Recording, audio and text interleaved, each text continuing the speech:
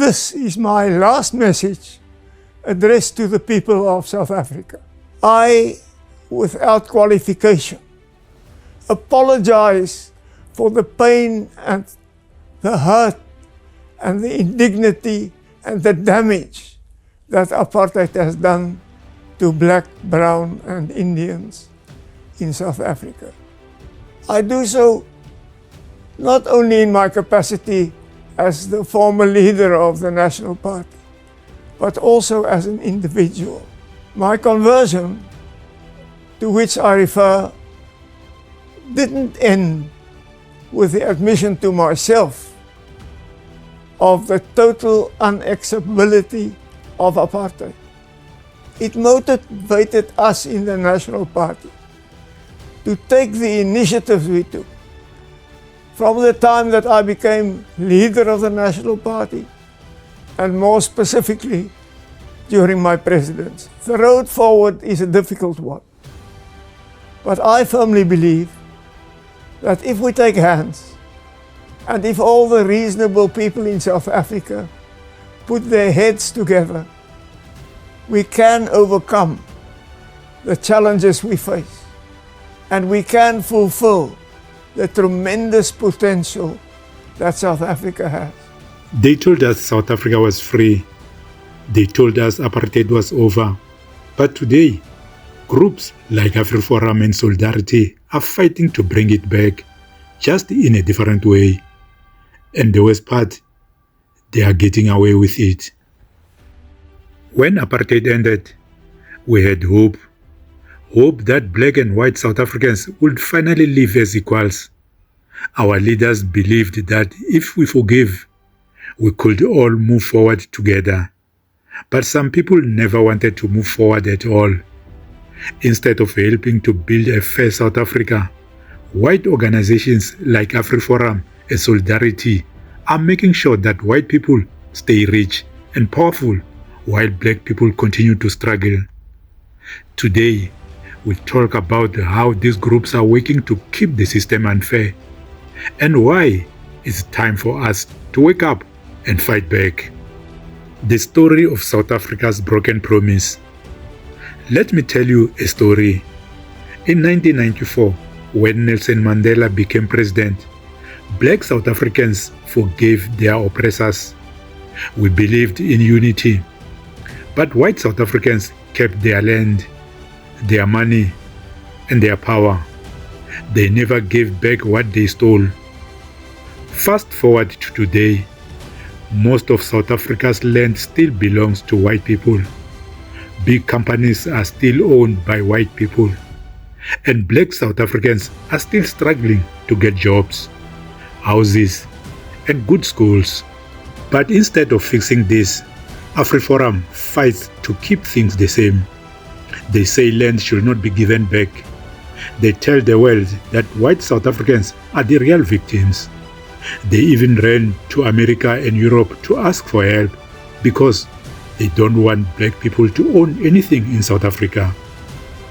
AfriForum and Solidarity act like they are protecting Afrikaners, but in reality, they are protecting white privilege. They don't want equality. They just want control. They are fighting against black empowerment, fighting against land reform, and even fighting against the government to make sure that black South Africans never get the same opportunities. And guess what? They have power, they have money, and they know how to play the system. Negro does not need a home. He can sleep under a tree. Well, not only is this absolutely fictitious, but he forgot to mention the fact that brick and concrete trees, known to most people as houses, are costing thousands, millions of dollars of the white taxpayers' money annually. What did you say? I didn't get the point. Said what houses? Well, you see, this journalist said that Dr. Yes, Malan... I got that point. You say what houses costing the government millions of dollars? I what said houses? Concrete and brick and cement houses for the Bantu people. But these are the Bantus that are working for you in the factories. How did you get the money? They got the money, they mined the gold, got the gold, and you sold the gold outside. You got the money and you say the money is yours. Of course course you it can't is. do. That's a contradiction, Look, please. we came along. We bought the machinery. We developed the mines. From where did you get the machinery from the mines in Johannesburg? Do you own the No, mines? we got Who our worked the machinery. mines? We got our machinery from Great Britain. Who From worked- the money that was picked, what was got with the diamonds and How the did you get the were diamonds out of the alluvial. ground? No native labor there. How did you Boniface. get the diamonds out of the ground? They I want weren't that. dug out of the ground. They were alluvial diamonds. No Oh. native labor there, my boy. What did the natives do? You know what, Suzanne, at one point you must get right down to the crux of the matter, is that in this country, the Africans are really the backbone of your economy. The reality check. The truth is, South Africa is still not free. The Rainbow Nation was a lie.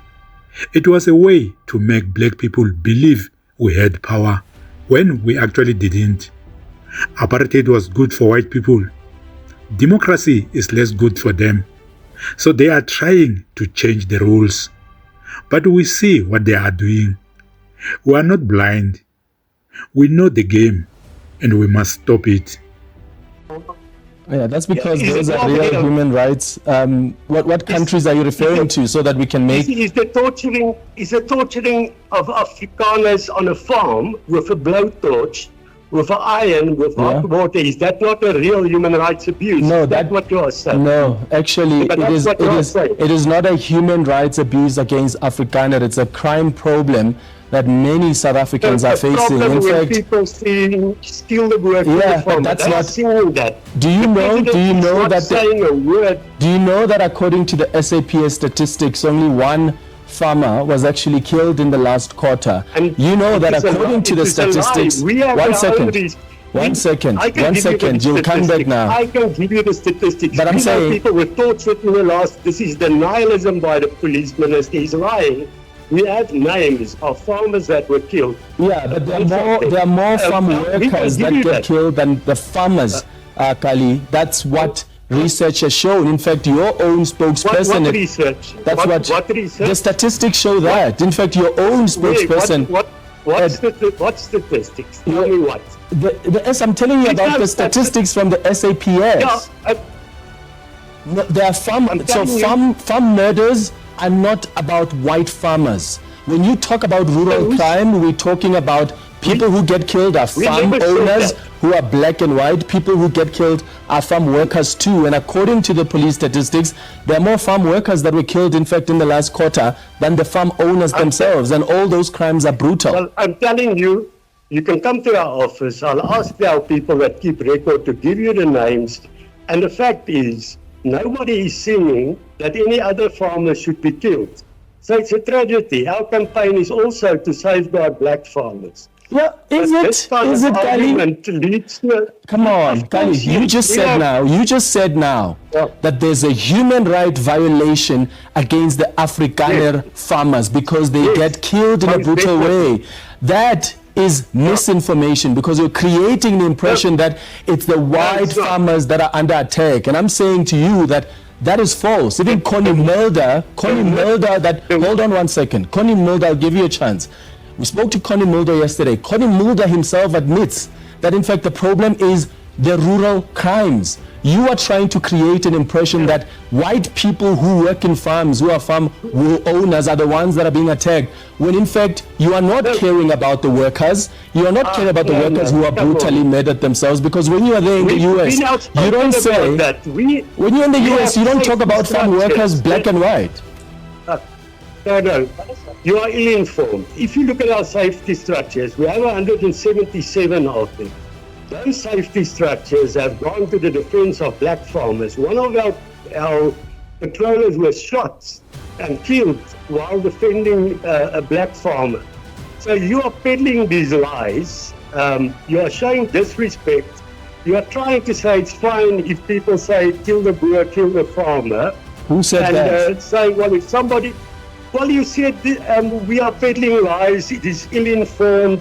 There's not a real human rights violation. No. That you said. I said It's to a you real that human- I said you're you said there is creating no real misinformation human rights by trying to violation. create an impression that it's the white Afrikaner farmers that are being killed. That is false. You know that there are Okay, black where did you farmers say and that? black farm Give me a workers page who are where you- killed as well. Where did we say that? You said now that I asked you about the human rights violation. You said now that white Afrikaner farmers are being killed in a brutal way. That's what you're telling the U.S. I never used the word white. You did use the word white. We've seen tortures on farms. We are seeing somebody sings kill the boer, kill the farmer. The South African courts says it's fine. All these people that are hysteric now about us having an issue with this were quiet. They say, no, it's fine. So you accept that it's not Afrikaner farmers that are under siege here? Not only. Yes. So if you say kill the boer, kill the farmer, I'm not talking about kill the boer, kill the farm. I'm talking about the statistics that you say you also have. Do you accept that it's not the Afrikaner population or grouping that is somehow under siege here? There are black farm workers who are being killed in a brutal way as well. There are black farmers killed in a brutal way as well. And equally so, there are white farmers that are killed in a brutal way. Yeah. The fact is, if we have a problem specifically with mentioning torture, mentioning people are singing kill the boer, kill the farmer, it doesn't mean we are in denialism of other crime. Our neighborhood watchers in towns patrol all areas, and they look after the safety of people from all communities. But the problem with your arguments, to now and try and diminish my the arguments, is exactly the reason why we had to come to the US. We are tired of denialism. We are tired of the cancel culture to silence us. And that is why we will not take this lying down. So if you're so much under siege, why are you not taking up this offer by Donald Trump, this refugee status, and move there to the US? Because we want to remain Afrikaners, and we can only remain Afrikaners on the southern tip of Africa. And we are committed to the continent. We are committed to the people of South Africa. We are not committed to ANC leaders and their behavior. And don't equate what we are doing, don't equate ANC leaders with the country. It's two different things. And we are not going to give up on the country. We have good relations with many people. We have projects in rural communities, with traditional communities. We will continue to work with those people, but we cannot allow the president seemingly saying it's fine if somebody sings kill the boer. When did President Cyril Ramaphosa say that it's fine that someone sings that? I said seemingly. Yeah, but that's wrong. And you see, that's precisely the problem, Kali, is you use words like that to the Trump administration to create this disinformation campaign, and that's where the problem is. Seemingly the president is okay with someone saying kill the boer. But you know he's not. Yeah, but that doesn't mean he said it or he seemingly says it. That is false. If you're against disinformation, why don't you say anything about President Ramaphosa going to the US saying there are no farm murders in South Africa? No, the president said there are no white. The president was responding to. No. Please, you're not informed on this issue. I have the video clip. He said there are no farm murders in South Africa. Okay, Kali, that is disinformation. Maybe you should focus on that. That is a big problem. Okay, Kali, I'm out of time. Lastly, did you ask Donald Trump to help fund an Afrikaner settlement? No, it's again a news outlet that has now gone against us with a disinformation campaign. I was raised to be racist. I use the N-word. My whole family used the N-word. We all use the N-word, 70s, 80s. As a teenager, I was a very racist young man.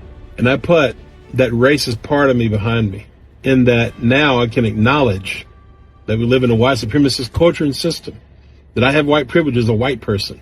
We all do. That this nation is a white supremacist nation. That MAGA is a white supremacist movement that Trump is leading. But it's still hard to believe just how sick we are. But then I look at things like what Israel's doing to Gaza. I look at what Hitler did to the Jews and what Leopold did to the Africans and so on and so on. It's racism. It's hate. And I'm ashamed of white people.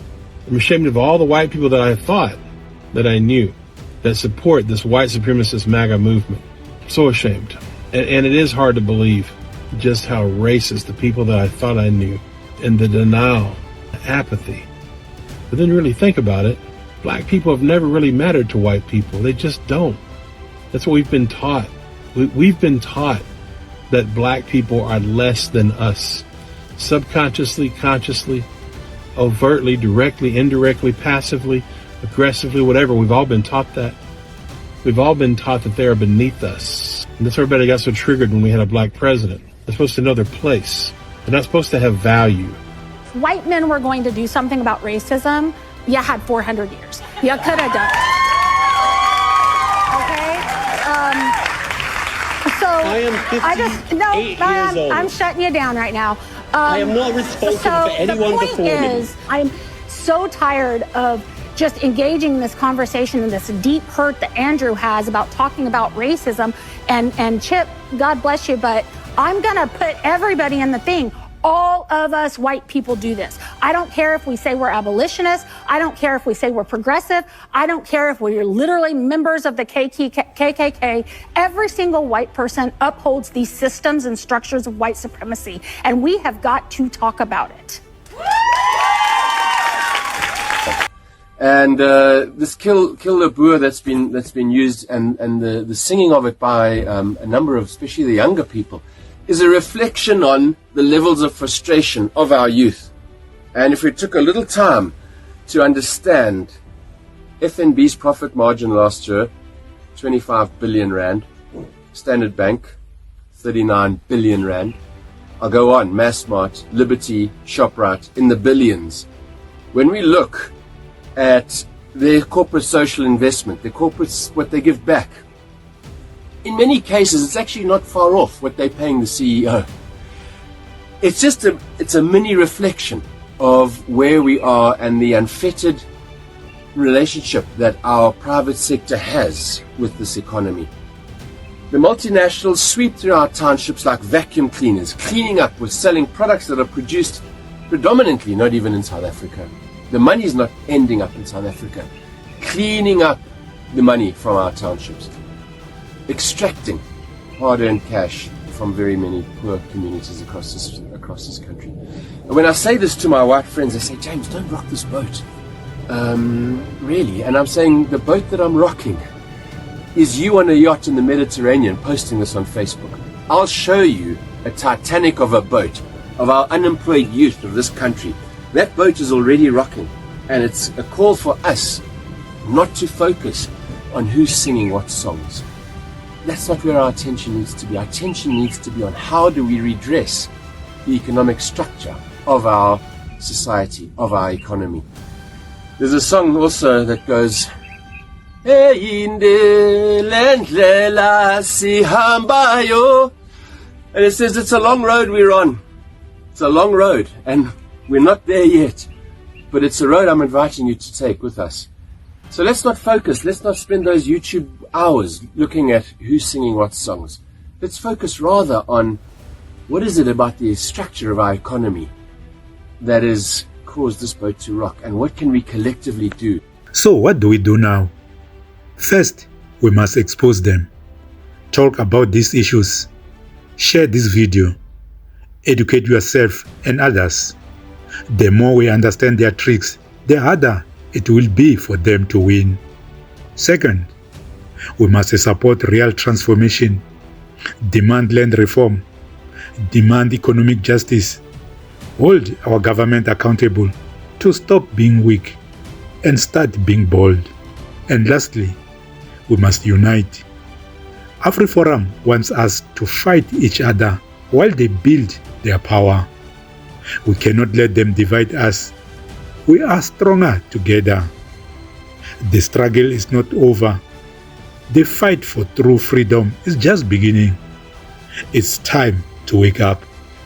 It's time to act. It's time for justice.